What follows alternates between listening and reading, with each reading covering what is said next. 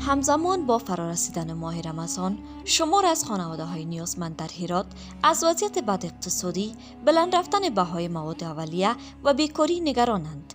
آنان از حکومت سرپرست می‌خواهند تا در این راستا در ماه رمضان همکاری‌های لازم را انجام دهند. بیبی گل 58 ساله که دو پسرش جهت کارگری و روزمزد به ایران و پاکستان رفتند. او در حالی که نواسایش را در کنار خود جای داده بود، در صحبت با پشوا گفت: روزه نیستن که حکومت کمک را که کنار که خپل اختیار ده. نه تا یورو رسیدل تا در پراتوی دختای شی نلر داده. یو نفر دی بس هنگ مرکز سر یا پای رنگ ده پا پاکستان کده. داغ دید نو داد. فشرده مزدوری وری داغ سر بری شده خپل گزاره کو. برابر تنزی وش پوزیشتن کولو نیداد خدا سرای. دبل مزدوری پیستلی دیگه.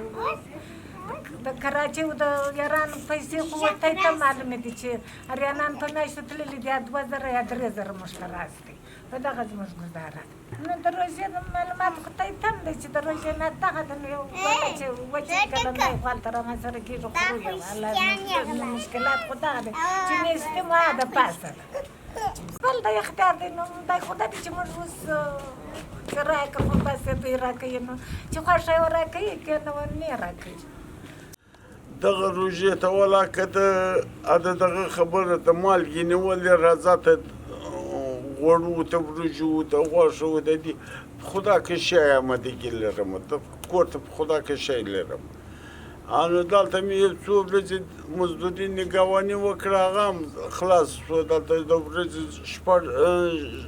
میاشتې 6000 روپۍ راکولې هغه هم کار یې خلاص و بارانو دغه شی نګهباني هم د څو ورځې کېږي نه ده مې کړې. در همین حال برخی فروشندگان مواد اولیه از احتکار برخی تاجران و یا هم بلند رفتن قیمتها در بازارهای بیرونی شاکی‌اند. یک بوجه شکر مثلا 2 هفته جلوتر به 2700 بود. حالی به 3100 روپیه شده، 3080 روپیه. یعنی این حبوبات مثلا 1 کیلویی به 110 بود، حالی به 125 میخریم.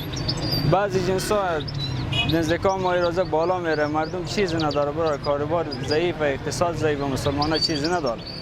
دیگه ولی ما امیدواریم که بلکم نره بسا، چون ما یک کشور اسلامی بسا ما بعد ترحم به دیوارا خو همسایه ها خو وطندارا خو باید داشته باشیم دیگه. بازی به دست تجار خیراندیش شده، ما که یک مردم عادی بسا اونا باید تاجر هم همین مال وارد میکنم، اونا باید یک مراعات برای همین هموطنا خو بکنم.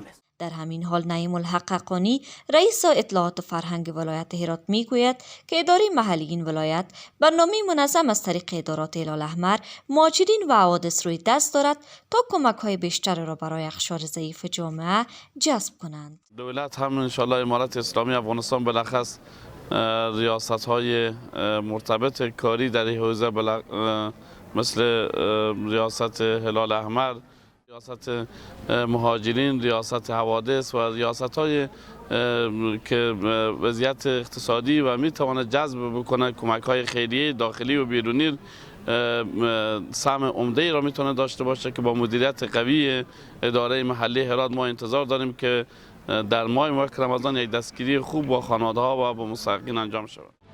آژانس خبری پژواک، انعکاس دهنده حقایق.